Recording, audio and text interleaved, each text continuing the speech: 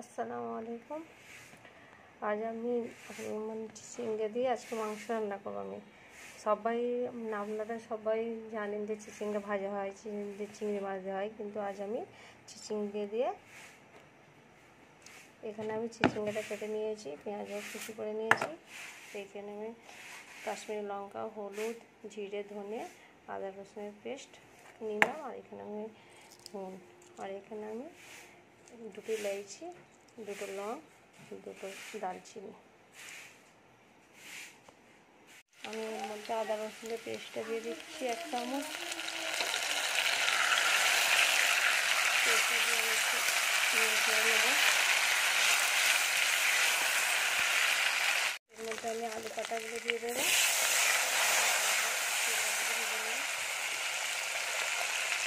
আলুটা হালকা তেল কষা হয়ে গেছে এবং ভাজা ভাজা হয়ে গেছে। এরপর আমি হোপাগুলো দিয়ে দেবো।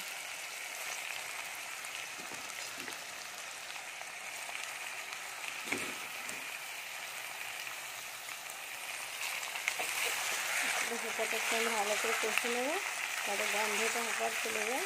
তারপর আমি মশলা দেবো এর মধ্যে। আমি এর মধ্যে মশলাগুলো সব ফেলে দিচ্ছি।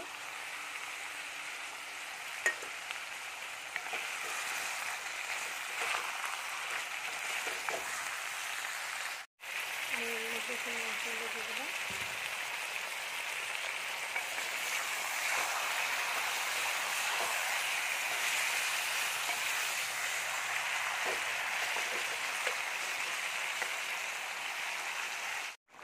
জল দিয়ে দিয়েছি অল্প পরিমাণ। এবার রান্নাটা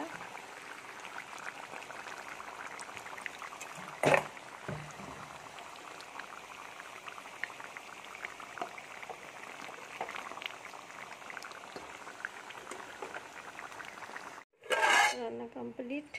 আমি দেখে নিন কীভাবে।